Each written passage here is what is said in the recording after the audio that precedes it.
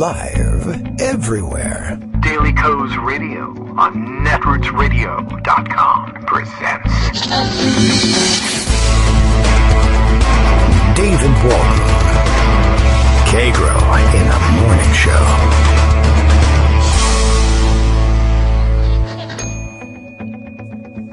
Now, here's David Waldman.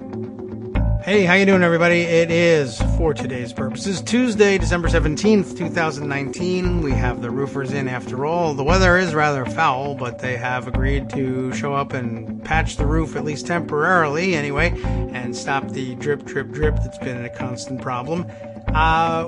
With us out of action for a live show on Tuesday morning, but with the House vote on the impeachment articles still pending, perhaps for Wednesday or Thursday, I thought, well, today may be a good day to go in depth with one extremely long form article and a few bits and pieces around the edges, just to prepare you for the legal case that could be made in the Senate trial. We do have some time, of course, before the Senate trial begins, but I thought this was an interesting wrap up and also a good chance to look under the hood of the various reports, including the 600-pager issued by the Judiciary Committee just yesterday. Not likely that we'll be able to plow through one of those all that quickly. Luckily, we have some professionals who are ready to do so. Over at Just Security, they have put together a collection, a compendium of short pieces under the title of Federal Criminal Offenses and the Impeachment of Donald J. Trump. They have writers including Andrew Weissman, who was of late of the Mueller team during the investigation, Sam Berger, Randall Eliason, Barbara McQuaid, Paul Seamus Ryan, Susan Simpson, who we hear from all the time, Gary Stein, and Michael Stern have put together this very interesting collection. I note that it looks like Greg Sargent spent a little bit of time sort of synthesizing their work and what he could read through of the Judiciary Committee report, and I guess his own opinions and thoughts, and as well as those from others. In his Plumline piece yesterday, Democrats just made a strong case that Trump committed crimes. Now what? And indeed, it is very interesting. This is the perspective from which they're looking at this stuff in the Just Security article. And they do run through the evidence that, in fact, crimes have been committed. And I guess but for the OLC opinions, which still linger, that pretends that we can't indict a sitting president, you might very well see that happening. It also makes the case that despite that, you may very well see those indictments come down on people very much Trump adjacent who had a hand in all this, and you begin to see that some of the people who thought they were, and indeed were, carrying out the president's agenda will face legal jeopardy and the possibility of criminal conviction for carrying out his agenda while he skates scot-free, at least for the time being.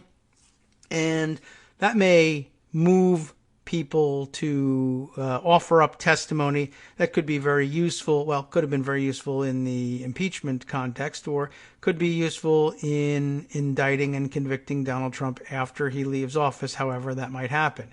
If it happens, for various reasons, we sometimes question that, or if he remains in the United States in order to be prosecuted.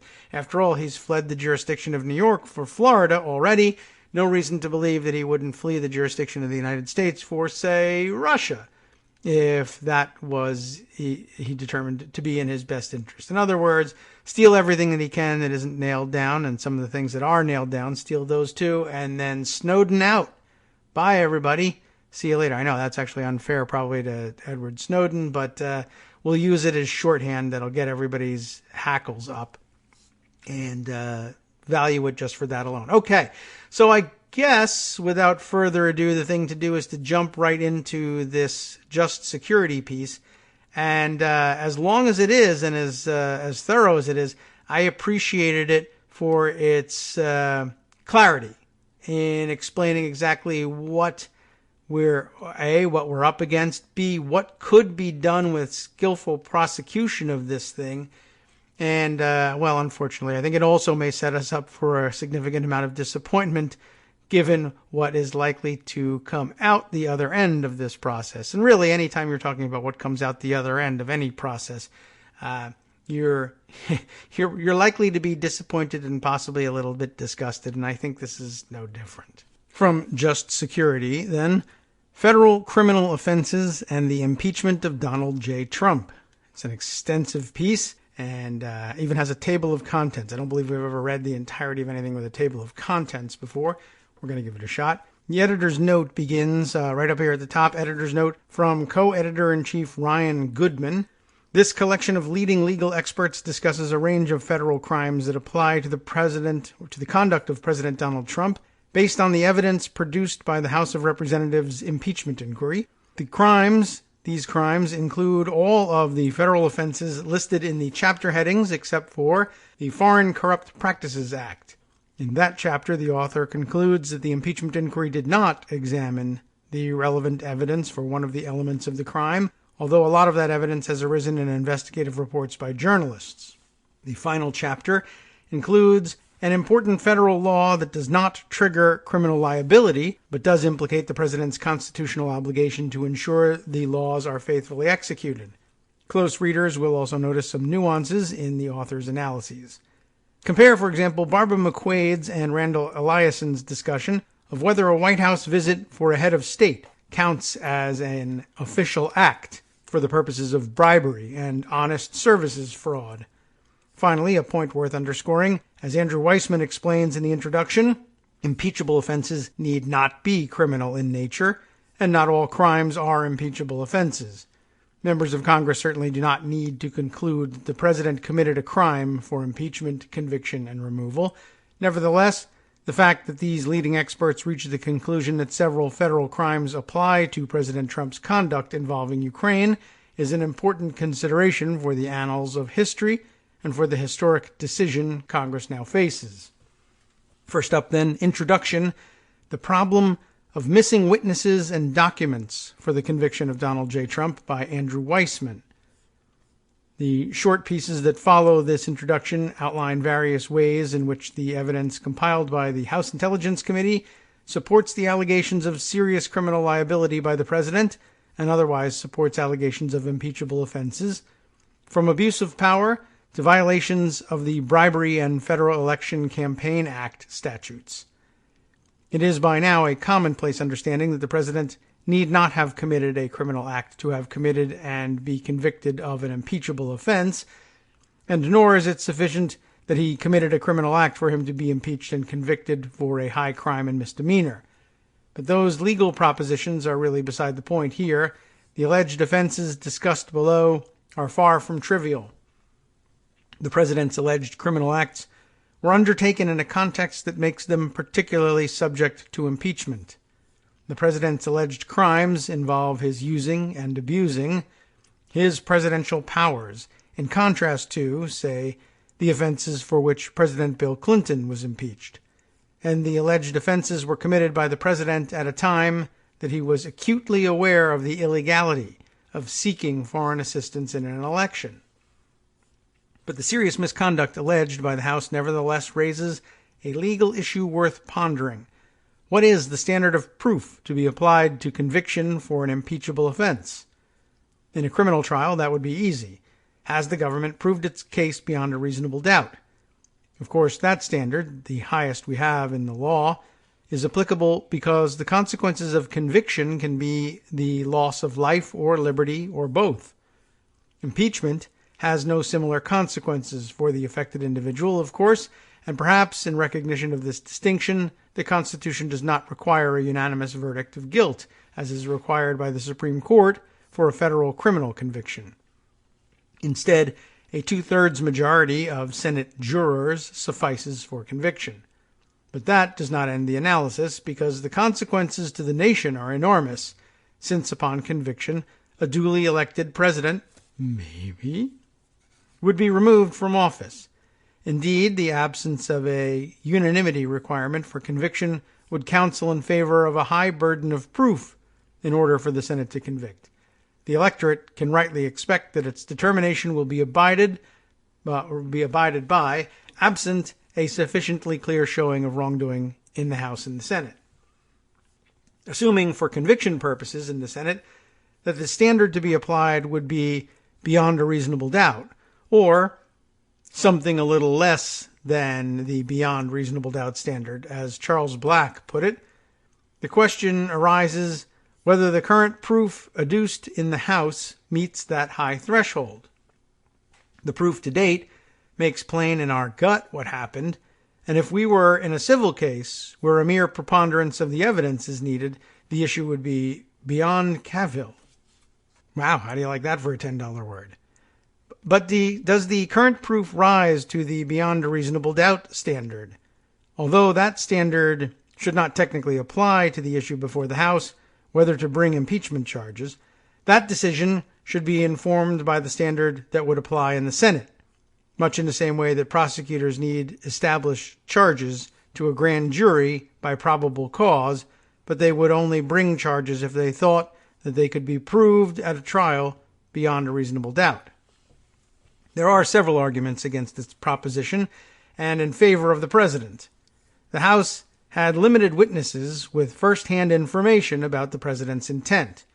Ambassador Gordon Sondland gave testimony that a White House meeting was held back until the president of Ukraine announced an investigation into Burisma, what the cool and laser-sharp Fiona Hill termed a personal political errand for President Trump.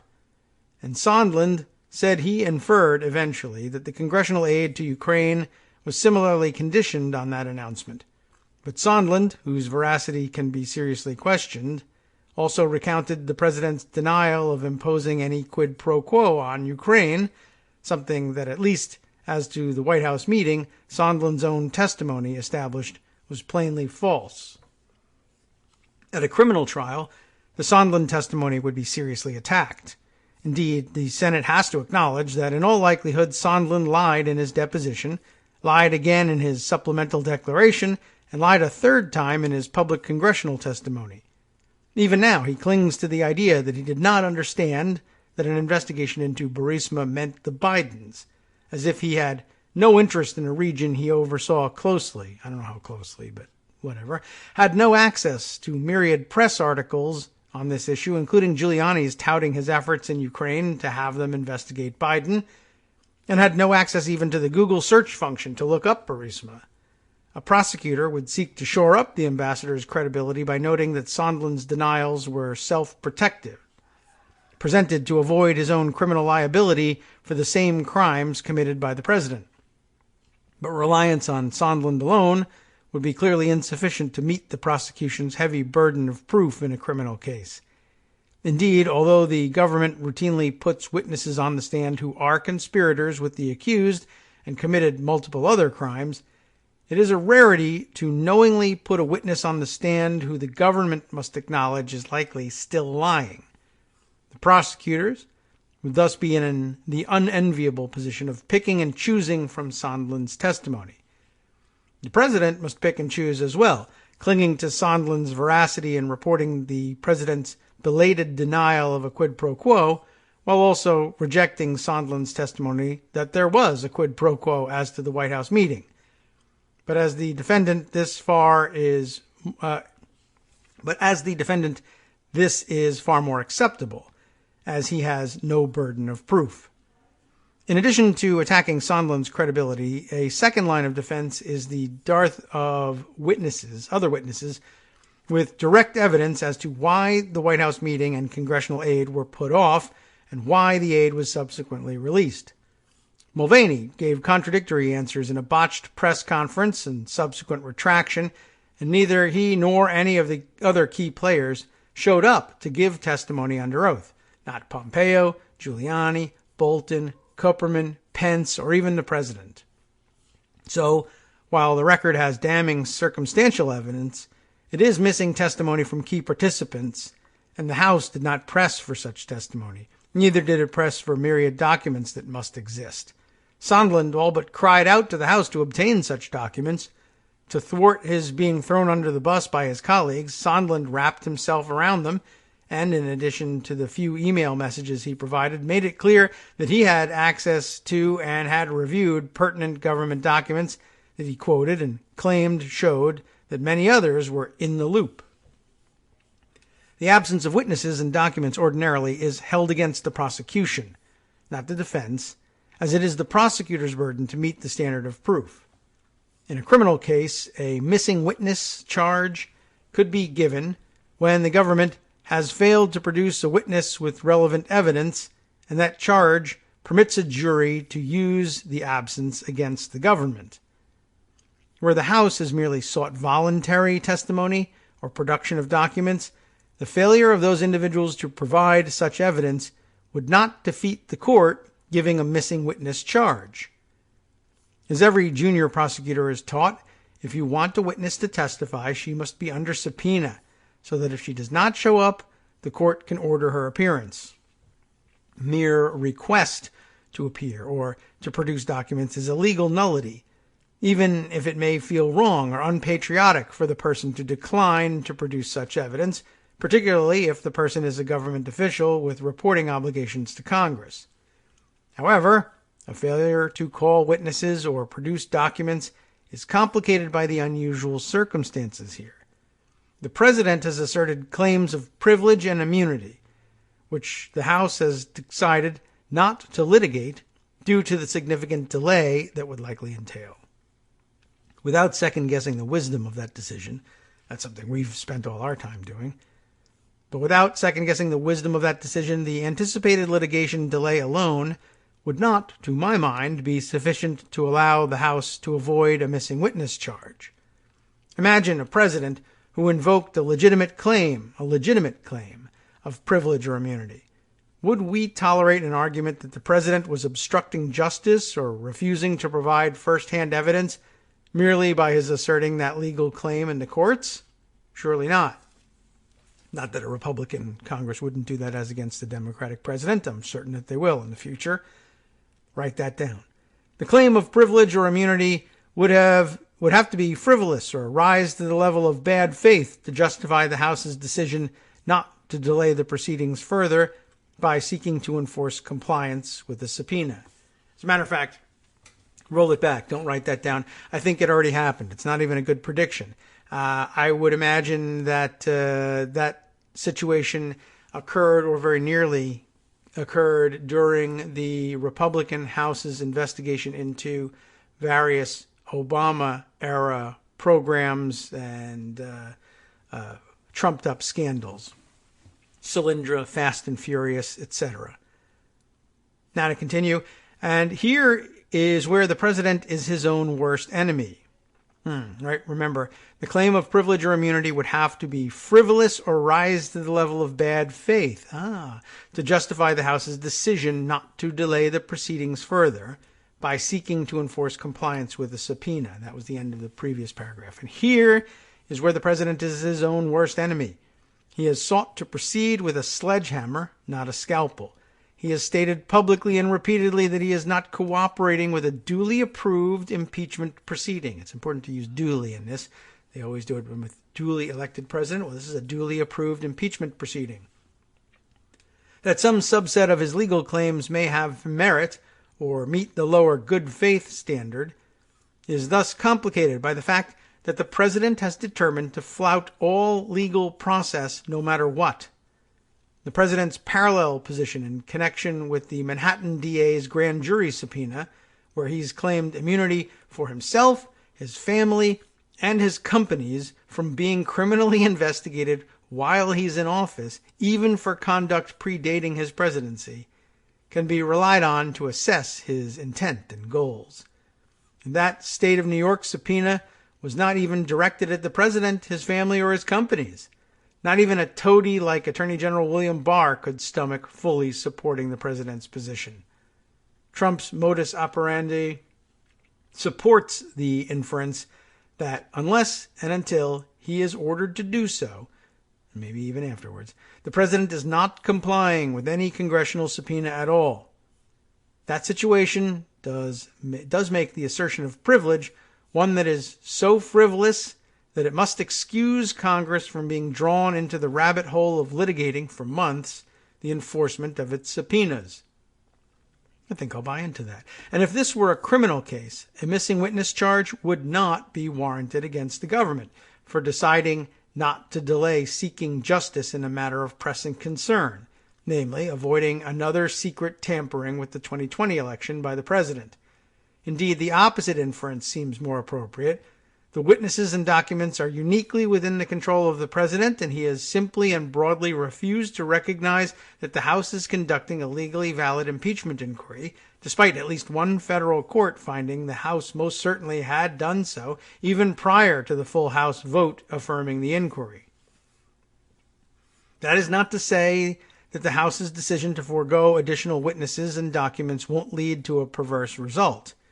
It is exceedingly likely that the president's allies in the Senate will hang their hats, at least in significant part, on the dearth of direct, compelling evidence to warrant the serious remedy of the conviction and removal from office of a duly elected president.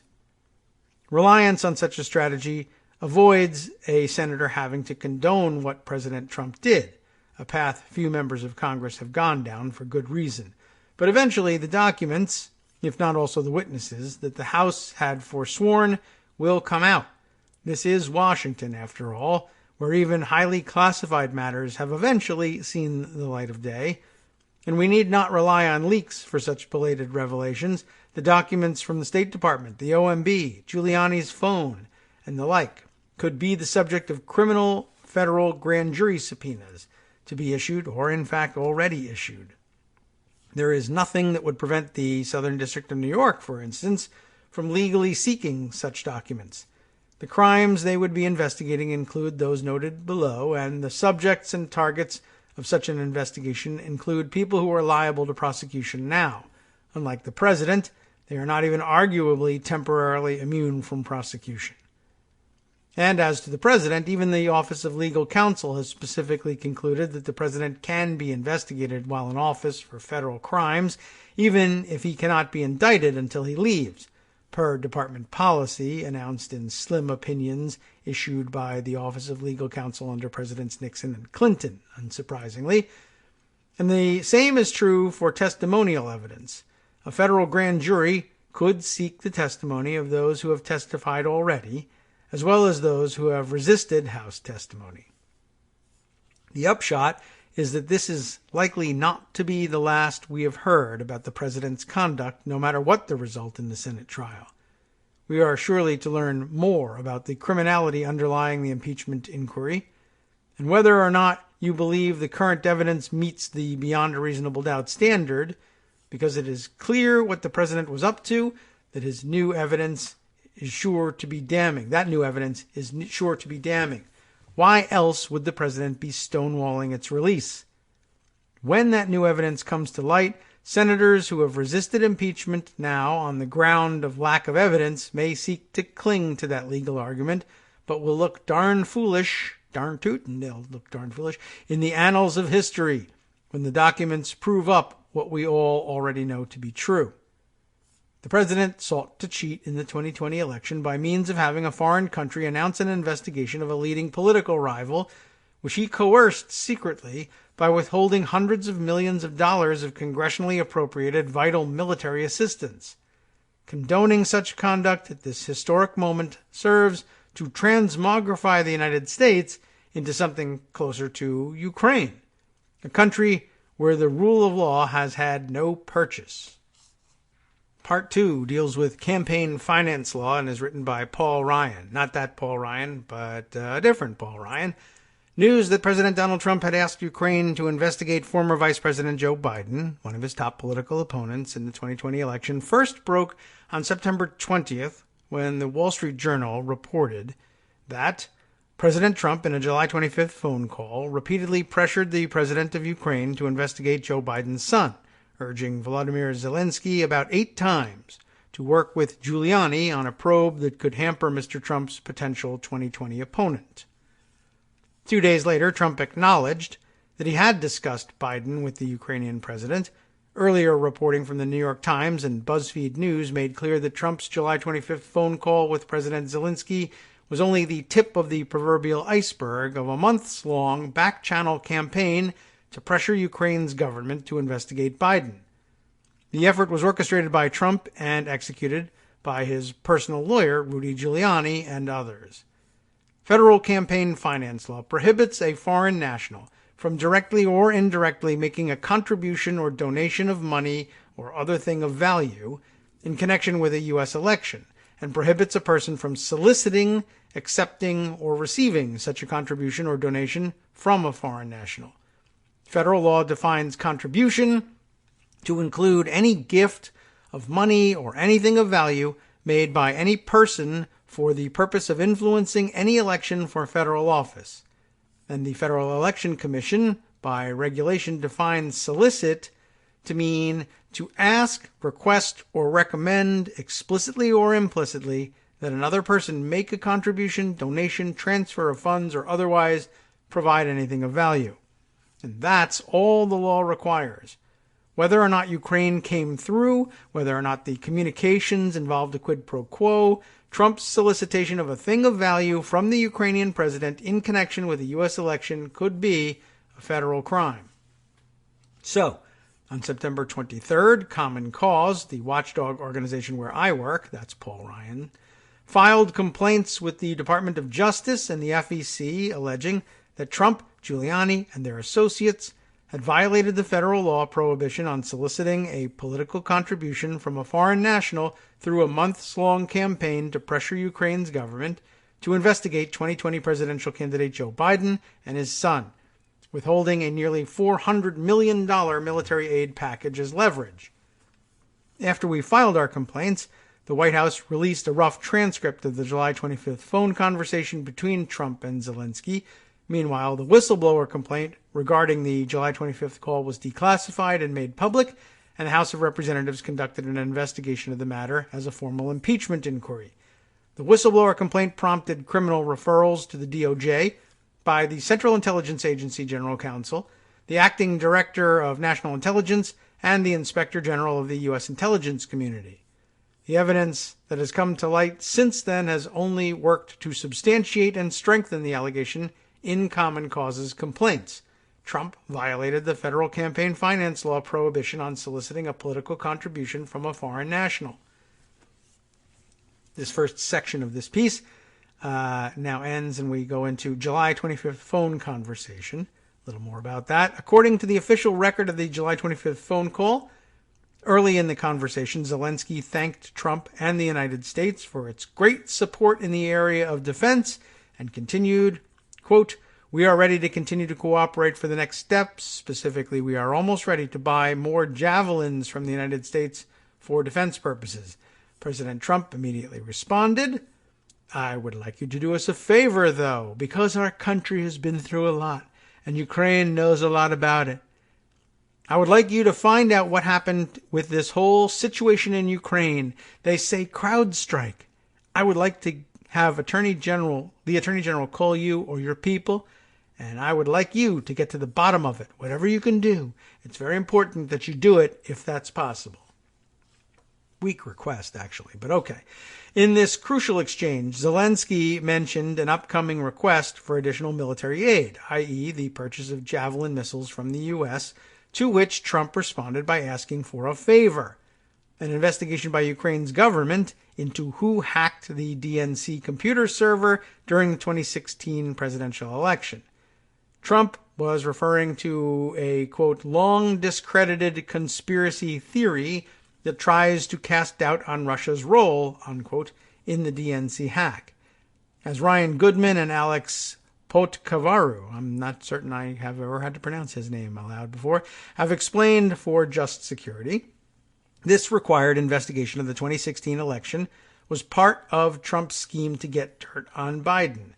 But Trump did not stop there. He continued, "The other thing, there's a lot of talk about Biden's son and that Biden stopped the prosecution. And a lot of people want to find out about that. So whatever you can do with the Attorney General would be great." In this exchange, Trump urged Zelensky to explicitly investigate Biden implying that Biden, while serving as vice president, played an improper role in the determination of an investigation into Burisma Group. You know who they are. Burisma had been investigated for suspected financial improprieties years before Biden's son joined its board of directors. No evidence of wrongdoing by Biden or his son surfaced during that investigation or in the years since the probe was closed. At least 2 more times during the July 25th conversation, Trump mentioned his intention to have Giuliani and Attorney General Bill Barr call Zelensky.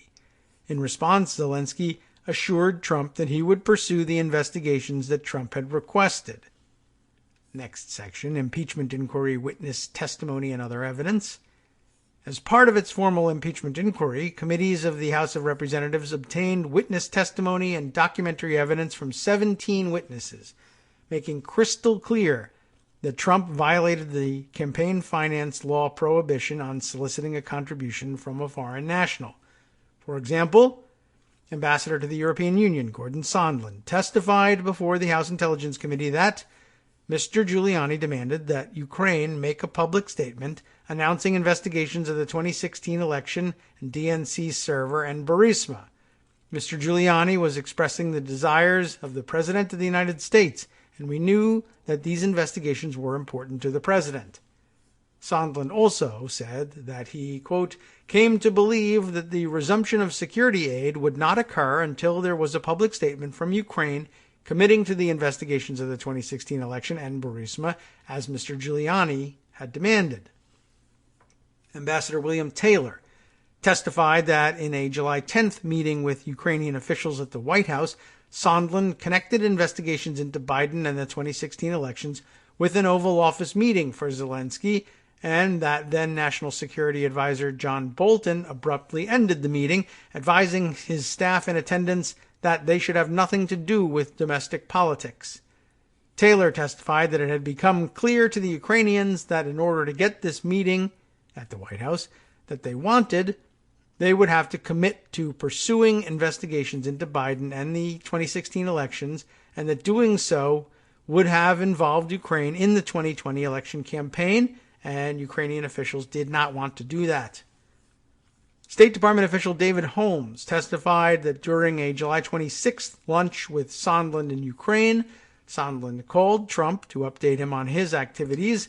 Holmes heard Sondland tell Trump that President Zelensky loves your ass. Remember that? And Holmes then heard Trump ask, so he's going to do the investigation? Sondland replied, he's going to do it, and that President Zelensky will do, quote, anything you ask him to. After the call, Holmes asked Sondland for his candid impression of Trump's views on Ukraine, and in particular, if it was true that the president did not give a S-word about Ukraine. Holmes testified that Sondland agreed that President Trump did not give a S-word about Ukraine, and that Trump only cares about big stuff that benefits the president, like the Biden investigation that Mr. Giuliani was pushing.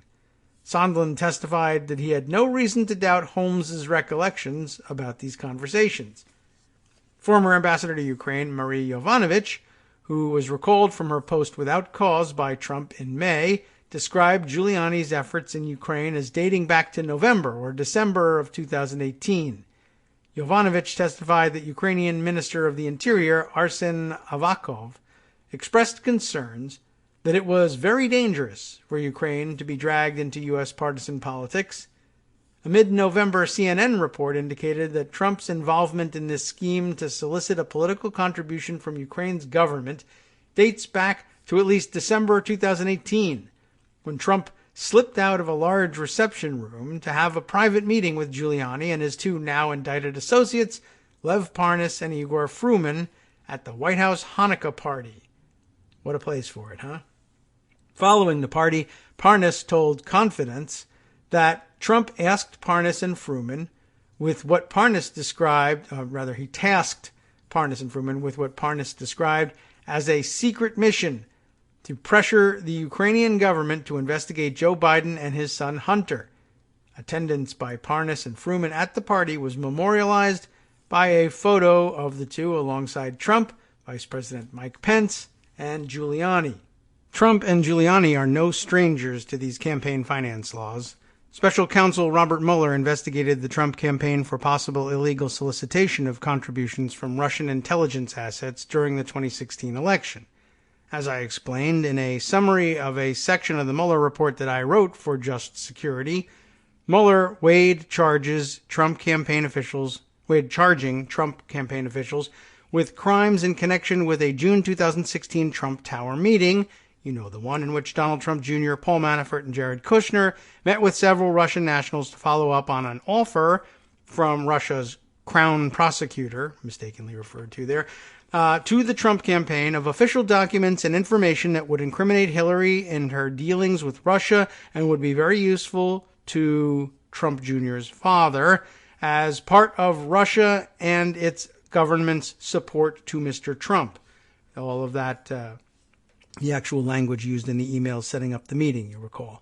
Mueller concluded there were reasonable arguments that the offered opposition research would constitute a thing of value, i.e. a contribution under the law. However, Mueller determined that the government would not be likely to obtain a conviction for two reasons.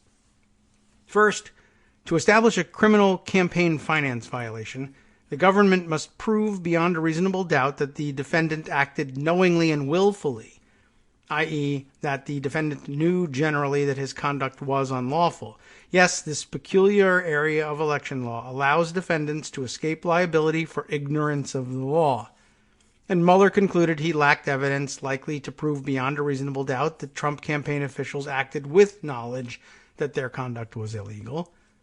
Second, Mueller concluded the government would have difficulty proving that the value of the promised information exceeded the $2,000 threshold for a criminal violation and or the $25,000 threshold for felony punishment. Evidence of the value of the offered information would likely be unavailable, especially given that the offered information apparently was not produced. Given the need, in a criminal prosecution, to establish that Trump campaign officials knew their activities were illegal, combined with the presumed difficulty of establishing the monetary value of information that was offered but never produced, Mueller decided not to pursue criminal campaign finance charges for Trump campaign officials relating to the June 2016 Trump Tower meeting. Although Team Trump's presumed ignorance of campaign finance laws worked in its favor in the context of the Mueller investigation, Trump and Giuliani can't claim ignorance now. Both have been on notice, at least since the conclusion of the Mueller investigation, that it's illegal for any person to solicit anything of value from a foreign national to influence a U.S. election. And there can be no serious doubt that the value of any investigation by Ukraine's government, as well as the mere announcement of such an investigation into Biden, would exceed the $2,000 threshold for a criminal violation and or the $25,000 threshold for felony punishment.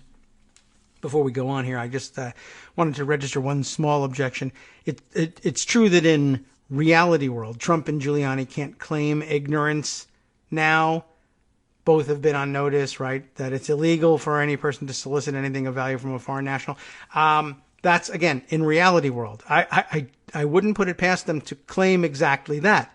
No, I don't know that that's the case. In fact, I still believe that it's not the case. I think the law has it wrong.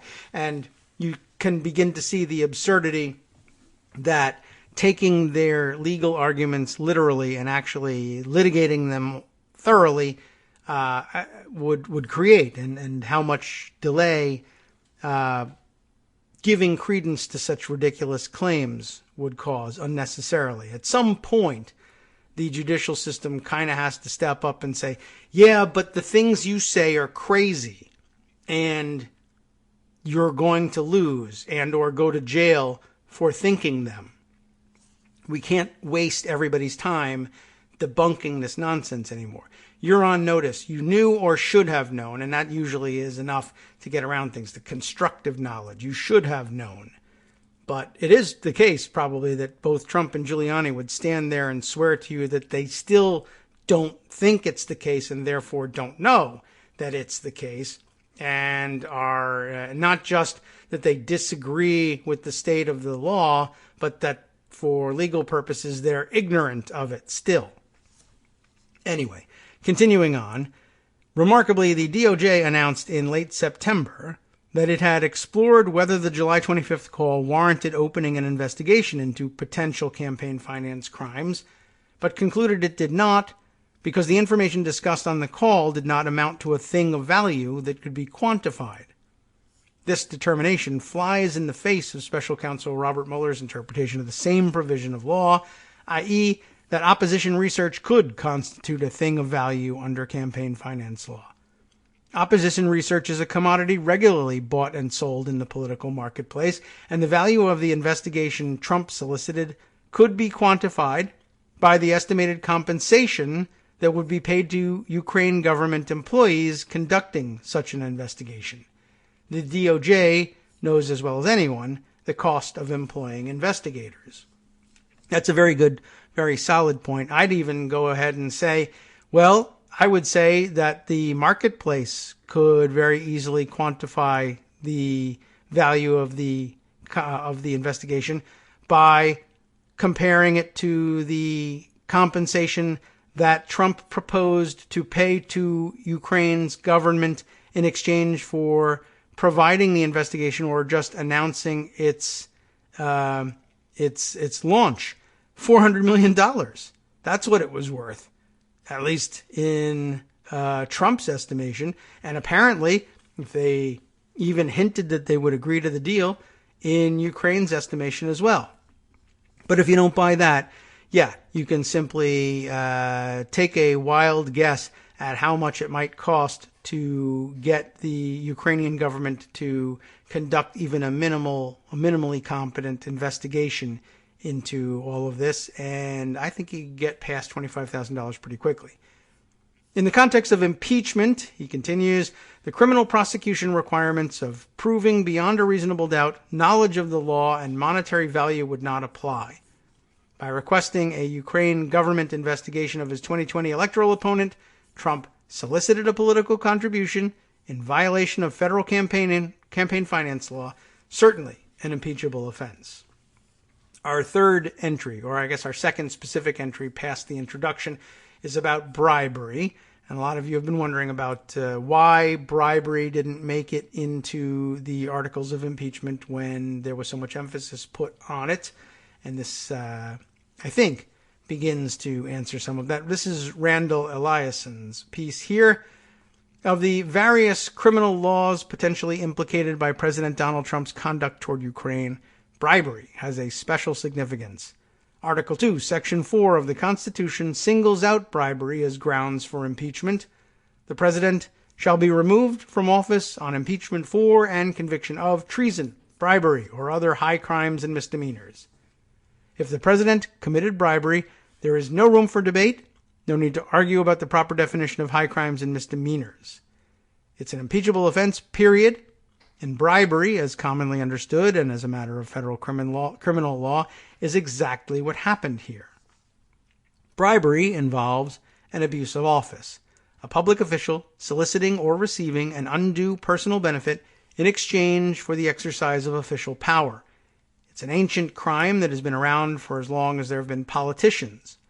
No court has ever interpreted the term bribery in the Constitution's impeachment clause, but there's no reason to think it would hinge on the wording of a statute passed by Congress nearly 200 years later, as opposed to a more general common law definition. And because there is a general consensus that impeachable conduct does not have to be criminal at all, it makes little sense to insist that impeachable offenses track the precise elements of any particular criminal statute. But with that being said, we can at least look to current federal criminal law for guidance. The primary federal bribery statute is Title 18, United States Code, Section 201. To prove bribery under the most relevant portion of this statute, a prosecutor must establish the following. 1. A federal public official. 2. Directly or indirectly, corruptly demands, seeks, receives, accepts, or agrees to receive or accept. 3. Anything of value.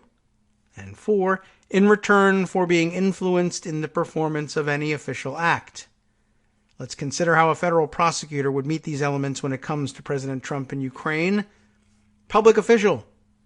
The public official in this scenario is, of course, President Trump himself. The statute applies to all federal officers and employees and those acting on behalf of any office or branch of the federal government, keeping in mind that people in both the George W. Bush administration and more lately in the Trump administration have somehow been able to, not be laughed out of the United States of America by claiming that the president is not a federal employee or a federal official for certain purposes, including the leasing of the old post office to him for the creation of the Trump International Hotel in Washington, D.C. So, I assume he would waste some time with that one. But again, in normal world, everybody pretty much agrees that the President of the United States is a public official. Next up, of course, would be a thing of value. The thing of value in this case is Ukraine's announcement of investigations, at least just the announcement is enough, into Burisma and the Bidens and into the debunked conspiracy theory involving supposed Ukraine interference in the 2016 presidential election. Thing of value in bribery law is construed very broadly. It focuses on subjective value to the official, not on any actual commercial value. The key is the proffered gift's potential to influence the official's behavior. It can include intangibles such as job offers, promises of future contracts, and personal companionship. I don't know if that was in the offing, but maybe. During the Abscam investigation, how old are you, everybody? Shares of stock in a phony company given to U.S. Senator Harrison Williams as part of an undercover operation were found to be a thing of value because the senator believed they had value, even though the stock, in fact, was worthless. There's no doubt that Ukraine's announcement of the desired investigations would have been personally valuable to President Trump. The investigation into the Bidens would place under a cloud one of Trump's leading political rivals, and the investigation into supposed Ukrainian interference in the 2016 election would undermine and deflect attention from the unanimous conclusion of the U.S. intelligence services that Russia interfered in the 2016 election to the benefit of the president, which cast doubt on the legitimacy of Trump's election. By the way, yesterday I had, when we were considering just how crazy both Ted Cruz and Rand Paul, and we couldn't find evidence on Mike Lee, that Rand Paul had gone. I don't think I could remember at the time exactly what it was. Now I recall that he, too, was challenged on the Sunday shows. Maybe it was Chuck Todd, I think, who had Rand Paul on. And I think he put something similar to Rand Paul that, about there being a quid pro quo, that there was bribery, that he was asking for an investigation into his political rival. And Rand Paul just sat there and said, that didn't happen. And Chuck Todd, what do you mean? He had demanded investigations into Joe Biden. And Rand Paul's excuse, as I recall, was, Joe Biden isn't Donald Trump's political rival. Just asserting it. Of course, Chuck Todd couldn't believe it, but what did he do about it? Nothing. Right. Anyway, just to kind of back up to what we had done yesterday, what we discussed about just how crazy. There's no redeeming these guys. Very little reason to believe that they would come back around at any point, except for the fact that they do both have major beefs with Trump, and it would be amazing if they could not find their way back to those major beefs. But it's amazing that they stand where they stand right now. Anyway, back to the article here. For proof of the value of the investigations, we need look no further than the extensive efforts by Rudy Giuliani and his team, who worked for months on the president's behalf to try to make them happen. Though he'll say, I worked for free, and so therefore there is no value. Maybe that's part of the method to their madness on this one. During the House Intelligence Committee hearings, EU Ambassador Gordon Sondland testified that it was the mere announcement of the investigations that was critical. He never heard any demand that the investigations actually be conducted. What Trump wanted was the video of President Zelensky announcing the investigations. The actual outcomes were unimportant. Though I guess if he doesn't actually outline what they're supposed to be, he can define it himself later. Anyway, this defeats any claim that the investigations might not be a thing of value because they might have exonerated the Bidens, or they might not have been completed before the election, or whatever. All that mattered was the announcements, which could then be used in the president's political messaging. That was the thing of value. What about official act? What qualifies as an official act is one of the more contentious areas in federal bribery law. Official act is defined in the statute as a decision or action on any question, matter, cause, suit, proceeding, or controversy that is pending before or may be brought before the public official. There are two potential official acts by President Trump in this case: deciding whether to grant a White House meeting to Ukrainian President Zelensky, and deciding whether to release the approved military aid to Ukraine. Now I've seen a lot of people bring up questions about this because of the case, the 2016 case of McDonnell versus United States. Remember, the governor of Virginia, Bob McDonnell. The Supreme Court adopted a very narrow reading of the official act.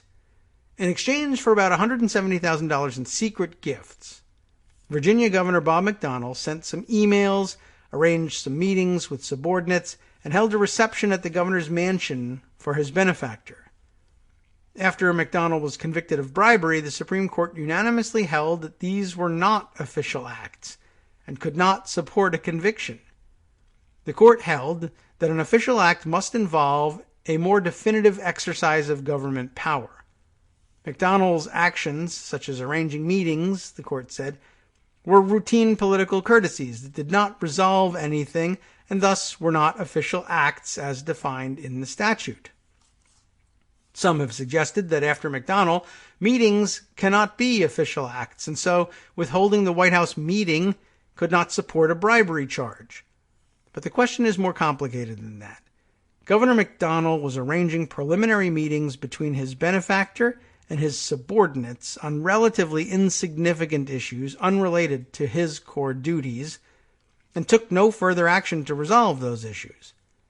But a White House meeting with a visiting head of state is not just another meeting. Far from it.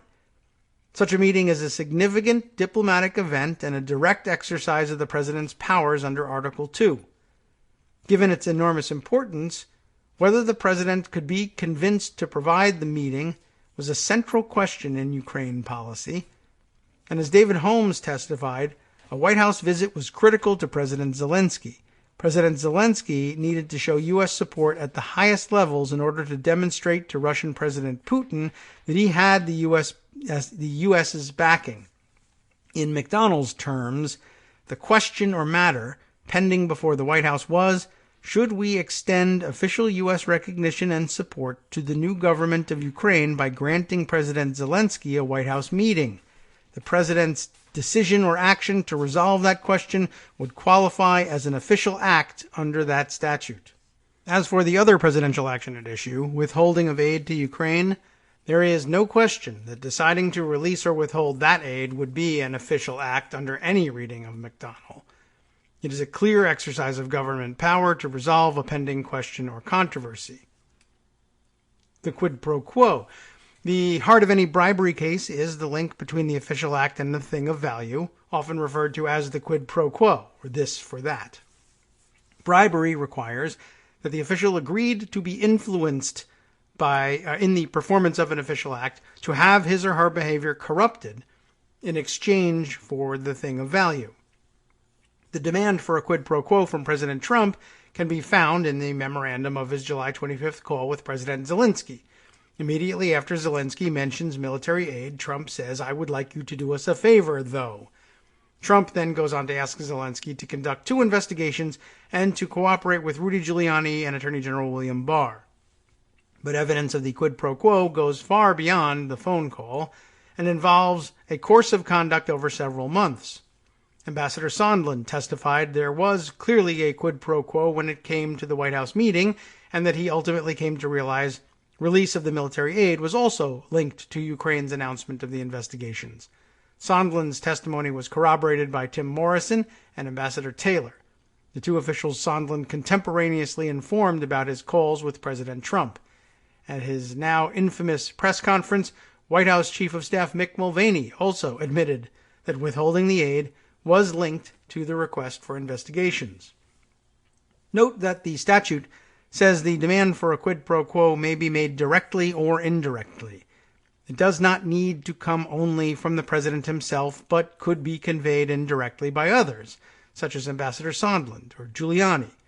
It's certainly not the case, as some have seemed to imply, that the president needed to say the words quid pro quo during the call to prove it was bribery. In a criminal trial, a jury would be allowed to infer the existence of a quid pro quo from the president's actions and all of the other surrounding circumstances and testimony. The evidence is overwhelming and largely uncontested that both official acts were linked to the demand that Ukraine announce the investigations. Corrupt intent comes up next. Some have argued it is common for the United States to condition foreign aid on another government's agreement to take certain steps, but this is where the element of corrupt intent comes into play. A president might tell Mexico, for example, that the U.S. would provide more foreign aid if Mexico would devote more resources to fighting internal corruption. One could call such an offer a quid pro quo, but in that case, the president is asking for actions that further U.S. national policy, not his private interests.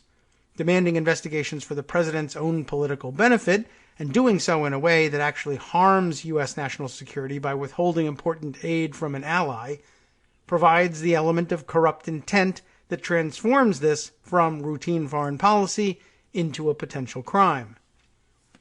Ambassador Sondland's testimony that it was the mere announcement of the investigations that was key is further evidence of corrupt intent. It negates any claim that President Trump was sincerely interested in the investigation of Ukrainian corruption, or that this was simply a legitimate exchange of one public act for another. Trump didn't care about the outcome of any investigation or rooting out Ukrainian corruption. He merely wanted to be able to trumpet the fact that investigations were taking place for his own political benefit. There are other issues addressed here. Many of the president's supporters have argued there could be no offense because the aid ultimately was released and Ukraine never began the investigations. But bribery never requires that the quid pro quo be successfully completed. The crime is in the corrupt deal, the offer to buy or sell the power of the public office. The language of the statute makes this clear. It requires only that the public official agrees to receive or accept a thing of value in exchange for being influenced. There is no requirement that the thing of value actually be delivered or that the official act actually be performed. In this case, it appears the aid was released and President Zelensky dropped his plans to announce the investigations on CNN once it became apparent that there was a whistleblower report and members of Congress had started to ask questions. The fact that the bribery plot was foiled is no defense. This was not merely an attempted bribery, as some have argued. The offense was completed. And of course, we have since learned that not all of the aid made it there. Finally, some have argued the president's conduct is better described as extortion rather than bribery. Extortion is defined as forcing another person to surrender their property under some kind of duress.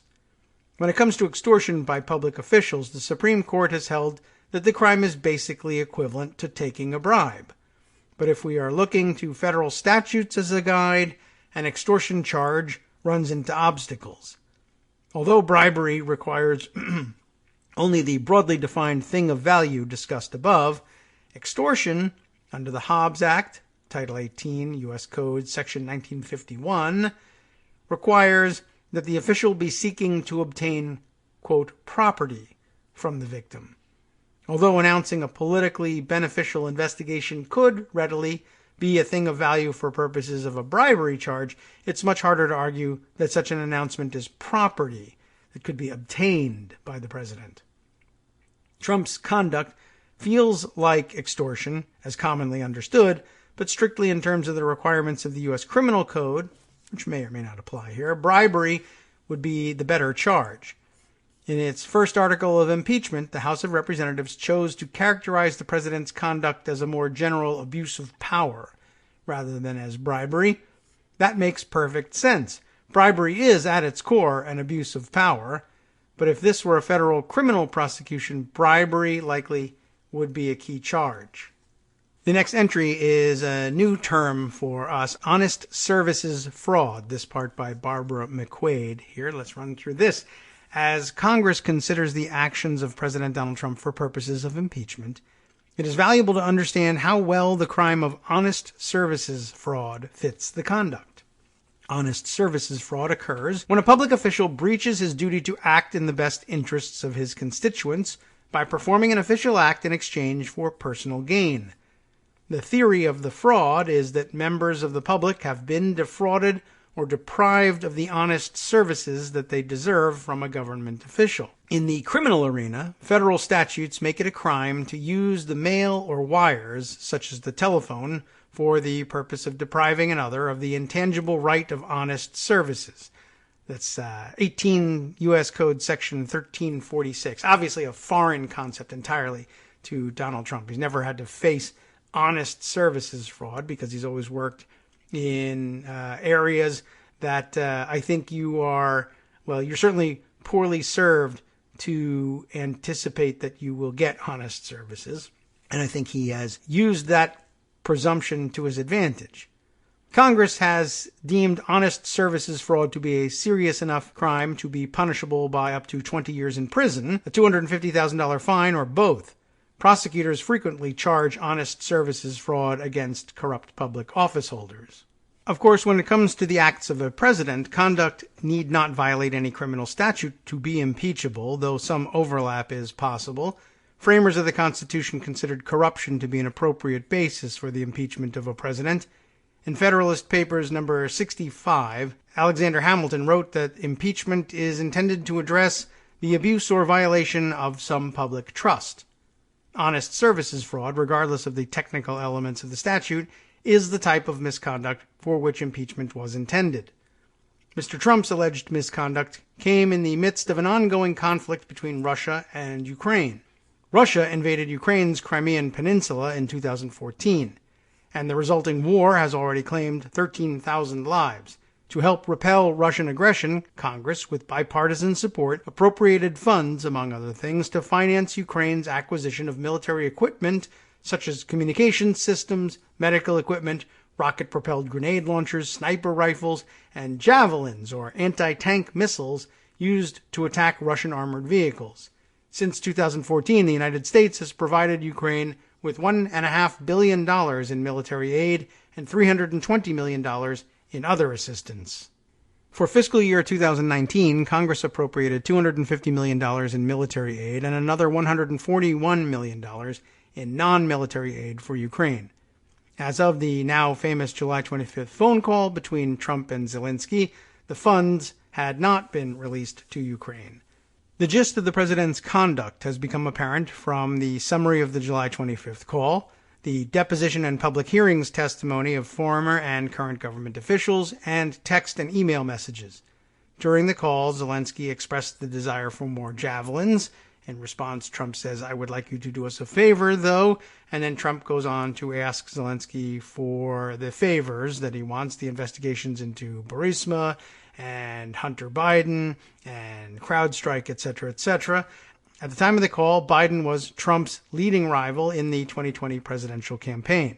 But the call itself is only part of the evidence. Trump's constant refrain to read the transcript appears to be a tactic to distract attention from the even more damning testimony that has been provided by State Department, Defense Department, OMB, and National Security Council officials. Trump's ambassador to Ukraine, Bill Taylor, testified that in early September he learned from a National Security Council official that the security assistance money would not come until President Zelensky committed to pursue the Burisma investigation.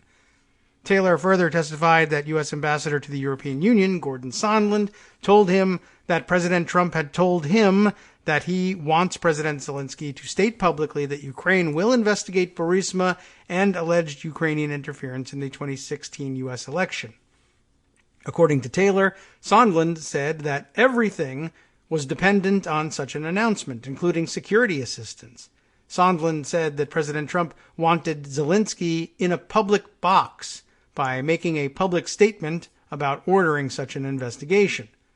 Another witness, Lieutenant Colonel Alexander Vindman, a former member of Trump's National Security Council who listened in on the July 25th call, provided similar testimony. Vindman said that there was no doubt that Trump demanded the investigations in exchange for the military aid as well as a meeting between Trump and Zelensky at the White House.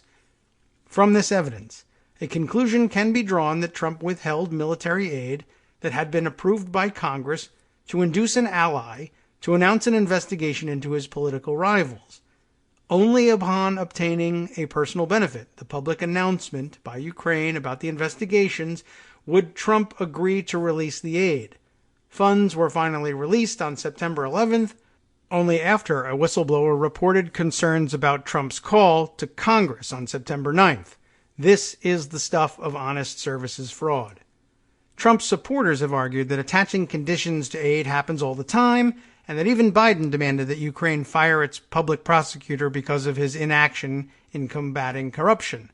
But there is a difference between imposing conditions that are in the best interests of the country and imposing conditions that are in the president's personal political interests.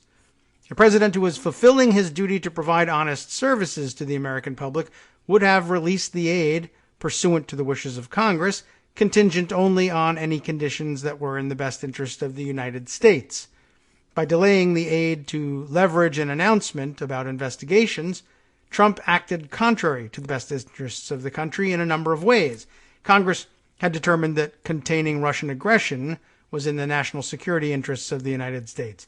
By withholding the aid, Trump was contravening this purpose. Withholding aid also undercut our foreign policy by damaging our relationship with Ukraine, a key ally in the region. In addition, attaching corrupt conditions on the release of military aid also undermined the credibility of the United States as an honest broker among our allies. And the president compromised the credibility of the United States to demand that other nations eliminate corruption when he acts corruptly himself. An exchange with the Deputy Assistant Secretary of State George Kent during his public testimony is instructive. Committee counsel here asking, Mr. Kent, is pressuring Ukraine to conduct what I believe you've called a political investigation a part of U.S. foreign policy to promote the rule of law in Ukraine and around the world? Kent answers, it is not. Counsel, is it in the national interest of the United States? Kent, in my opinion, it is not. Counsel, so in other words, it is a purpose of our foreign policy to encourage foreign nations to refrain from conducting political investigations. Is that right? Kent, correct. And in fact, as a matter of policy, not of programming, we oftentimes raise our concerns, usually in private, with countries that we feel are engaged in selective political prosecution and persecution of their opponents. In the criminal arena, honest services fraud has been narrowed in recent years by a series of court cases. In 2010, in United States v. Skilling, the Supreme Court held that honest services fraud is limited to situations in which the public official seeks a bribe or kickback. In 2016, again in United States v. McDonnell, the court held that honest services fraud applies only where the public official performs an official act in exchange for the bribe or kickback. The court defined official act to mean question, matter, cause, suit, proceeding, or controversy requiring a formal exercise of governmental power that is pending or may by law be brought before a public official who in turn must make a decision or take an action. In the context of impeachment, these legal limitations would not apply as they do in a criminal case, but even if they did, they would not prevent the application of honest services fraud here. By demanding a public announcement that Ukraine was investigating the 2016 election interference and the Bidens, Trump was seeking a bribe or kickback, satisfying the standard set forth in Skilling. And although a White House meeting may not qualify as an official act under McDonnell, withholding military aid certainly would qualify. When considering articles of impeachment and underlying crimes, honest services fraud may be the legal theory that best fits this conduct. Next in our series here, Susan Simpson writing on the Foreign Corrupt Practices Act. Under U.S. law, bribery of a foreign official is prohibited by the Foreign Corrupt Practices Act, or FCPA, which prohibits U.S.-connected persons from engaging in certain corrupt acts with foreign government officials. It carries both civil and criminal penalties. As described in testimony before the House's impeachment inquiry, President Trump's quid pro quo arrangement with Ukraine has many of the hallmarks of a classic FCPA case, with the notable exception of the fact that this quid pro quo offer was extended not by officials of a U.S. corporation, but by officials of the U.S. government. However, although most FCPA enforcement actions today involve corporations making illicit payments in order to secure the award of foreign government contracts, the Ukraine-Trump affair bears a certain resemblance to the events that led to the creation of the FCPA. A U.S. president's use of undisclosed contributions from multinational corporations and foreign states to pay for legal expenses in connection with the president's abuses of power and a resulting impeachment inquiry. In the aftermath of Watergate, and President Richard Nixon's use of his re-election committee to fund expenses related to the Watergate burglars, investigations by Congress and federal agencies uncovered a widespread problem of foreign corporate payments that were kept secret through the use of falsified corporate accounting records. As Senator Frank Church noted in his opening at the first hearing on the matter before the Subcommittee on Multinational Corporations, the Church Committee, Congress's motivating concern was the negative foreign policy consequences of these payments. In the course of the Watergate Committee hearings and the investigation by the special prosecutor, it became apparent that major American corporations had made illegal political contributions in the United States. More recently, the SEC has revealed that several multinational corporations had failed to report to their shareholders millions of dollars of offshore payments in violation of the securities laws of the United States. That excerpted from the committee's work. Now, she continues, the SEC is understandably concerned that the disclosure requirements of U.S. laws are complied with. This subcommittee is concerned with the foreign policy consequences of those payments by U.S.-based multinational corporations. The investigations by the Office of the Watergate Special Prosecutor, the Church Committee, and the Securities Exchange Commission ultimately led to the enactment of the Foreign Corrupt Practices Act in 1977. Under the FCPA, unlawful bribery of a foreign official occurs when a U.S.-connected person 1. Makes use of the mails or any means or instrumentality of interstate commerce. 2. Corruptly. 3. To offer, gift, promise to give, or authorization of the giving. 4. Anything of value. 5. To an official of a foreign government. 6. For the purpose of influencing that foreign official to act in an improper way. 7. In order to assist a domestic concern in obtaining or retaining business for or with or directing business to any person. As the following discussion explains, testimony presented in the course of the impeachment inquiry has established the first 6 elements of a bribery offense. However, it is likely that additional evidence would need to be presented before the 7th and final element would be met. With regard to the first, 3rd, 4th, and 5th elements, not the second, the sufficiency of the evidence is plain. The telephone call between President Donald Trump and President Zelensky was a use of an instrumentality of interstate commerce as part of the broader course of conduct. Testimony before the House Intelligence Committee established that President Trump authorized his personal attorney, Rudy Giuliani, and Ambassador Gordon Sondland to offer Zelensky a White House meeting and the release of the security assistance. The term anything of value is broadly defined, and the White House visit and the security assistance had clear value to President Zelensky. Those offers were conveyed to Ukrainian government officials who qualify as foreign officials under the FCPA. The second element of a bribery offense under the FCPA, the requirement that the act be done corruptly, has also likely been met by President Trump's conduct, but it requires some more analysis. The FCPA's provisions broadly prohibit the offering of anything of value to a foreign official in order to secure any improper advantage, and theoretically could reach a broad range of permissible transactions. In many cases, it is the corruptly element of the offense that distinguishes unlawful bribes from otherwise lawful conduct. The term corruptly, for purposes of FCPA liability, signifies, in addition to the element of general intent present in most criminal statutes, a bad or wrongful purpose and an intent to influence a foreign official to misuse his official position. When the FCPA is read as a whole, its core of criminality is seen to be bribery of a foreign official to induce him to perform an official duty in a corrupt manner. That drawing on United States versus K, a Fifth Circuit decision in 2004.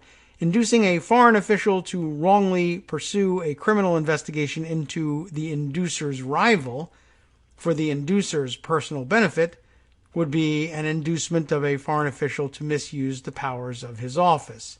Though the majority of enforcement activity to date under the FCPA has involved some variation on the classic example of a corporation influencing a foreign official's decision-making in the government contracting process by making a monetary payment to the official's personal accounts, the FCPA's reach is not limited to this fact pattern. The focus of the FCPA is prohibiting the inducement of a foreign official to misuse his office, rather than on the particular form of the inducement that is used. This is shown not just from the statute's history, but also its text, as the FCPA has explicit prohibitions on corrupt offers not only to foreign officials, but also to any foreign political party for the purpose of inducing such party to use its influence with a foreign government or instrumentality thereof to effect or influence any act or decision of such government or instrumentality. An inducement to a political party plainly contemplates an inducement through an offer of a political benefit, and FCPA liability will not depend on whether or not there also happens to be an individual candidate or party official who received a personal financial benefit as a part of the deal.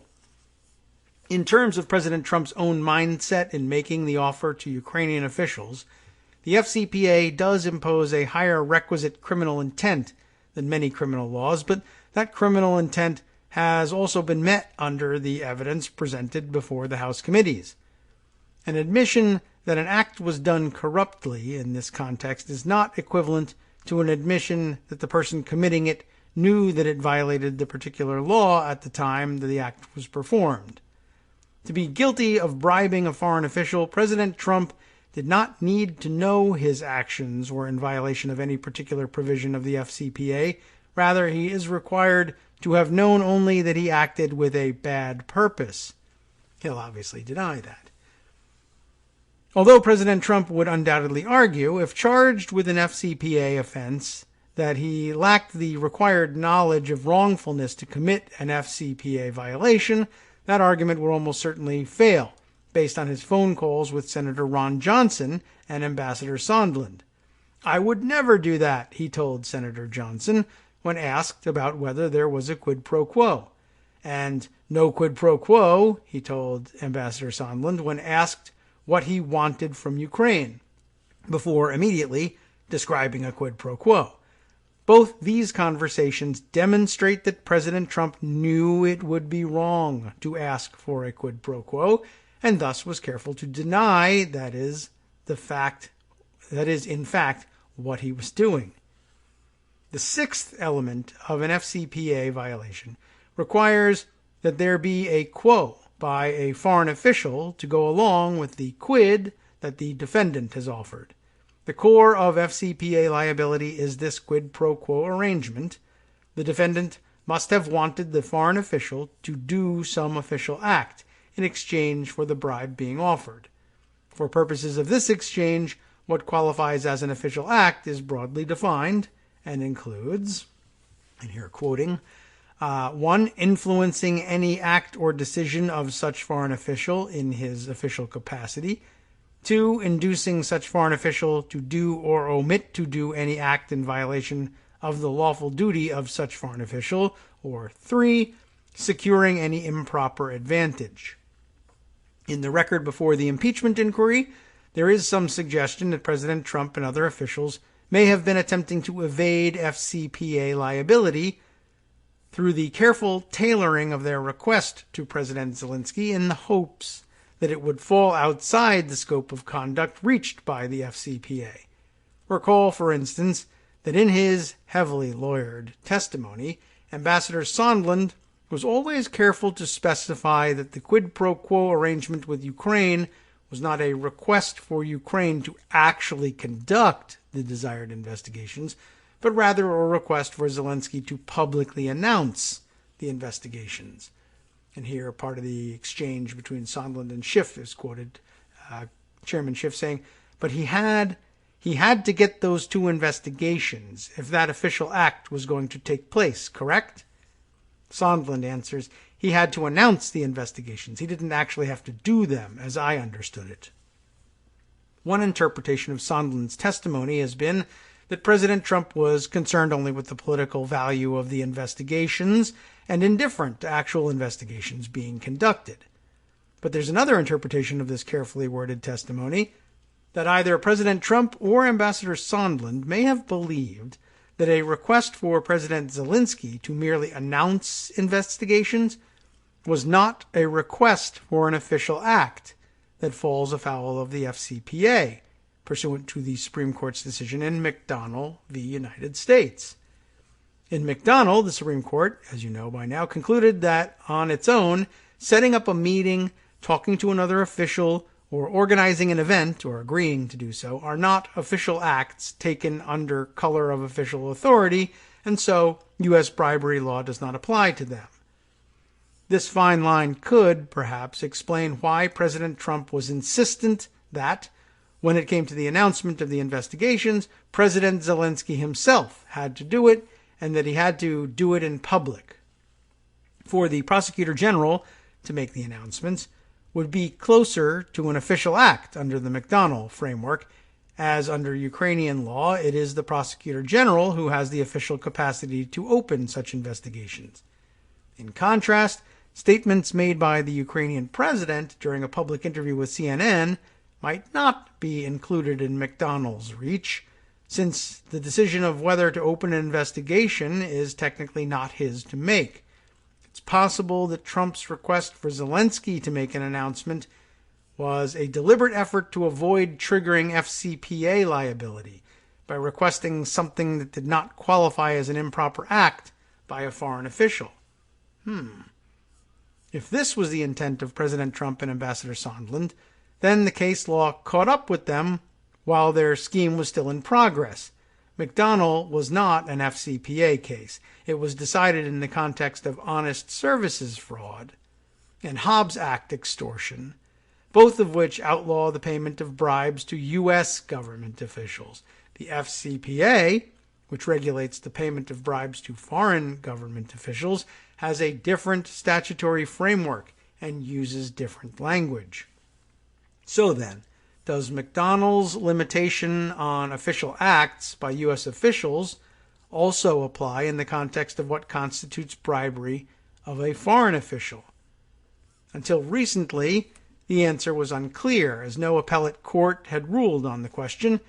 Then, on August 9th, right in the middle of text messages between Giuliani, Volker, Sondland, and Yermak, laying out the proposed content of Zelensky's public announcement, the Second Circuit handed down its decision in United States versus Eng Lap Seng, is my best guess of how that might be pronounced, in which a defendant sought to overturn his conviction for bribing a foreign official by arguing that McDonnell's official acts standard likewise should have applied to the FCPA.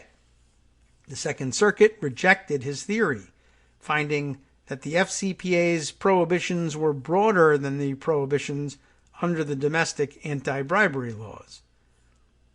And a quote, I guess, here from the case, "From these textual differences among various bribery statutes, we conclude that the McDonnell official act standard, derived from the quo component of bribery, as defined by Section 201A3, does not necessarily delimit the quo components of other bribery statutes, such as the FCPA."